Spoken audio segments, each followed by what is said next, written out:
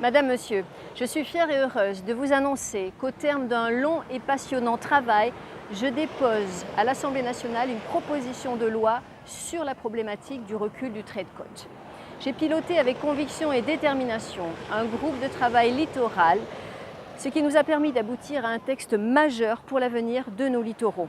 Aussi, je remercie mes collègues députés du groupe de réflexion Trait de côte pour leur implication et la confiance qu'ils m'ont témoignée depuis le début de ce travail. Je souhaite également les remercier parce qu'ils ont soutenu les propositions que nous avons faites au ministère de la Transition écologique et solidaire et au ministère de la Cohésion des territoires.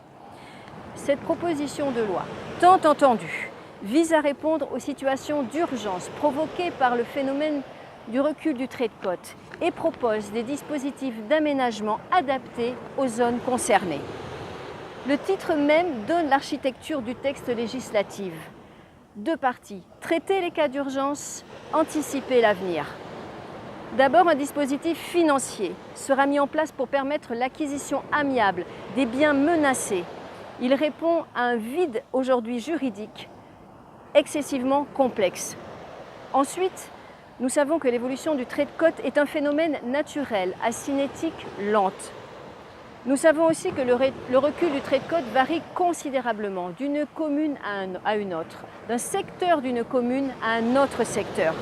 C'est pourquoi les dimensions temporelles et spatiales nous ont guidés dans l'élaboration de ce texte. Nous sommes projetés dans le temps, à l'horizon de 40 ans et de 100 ans, et également dans l'espace, en créant un double zonage correspondant aux hypothèses de l'évolution du trait de côte. Pour entrer dans le vif du sujet, je vais vous présenter les principaux objectifs de cette proposition de loi. Définir l'évolution de trait de côte et l'intégrer dans le Code de l'environnement. Confier à l'État, sur la base de l'indicateur national d'érosion côtière, la création d'une liste de communes exposées au phénomène.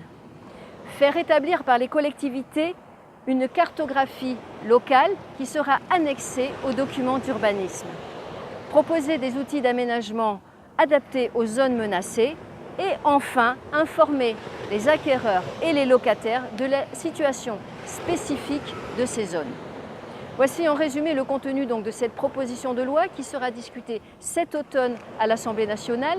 D'ici là, nous mènerons des auditions qui viseront, grâce à des amendements, sans doute à améliorer ce texte.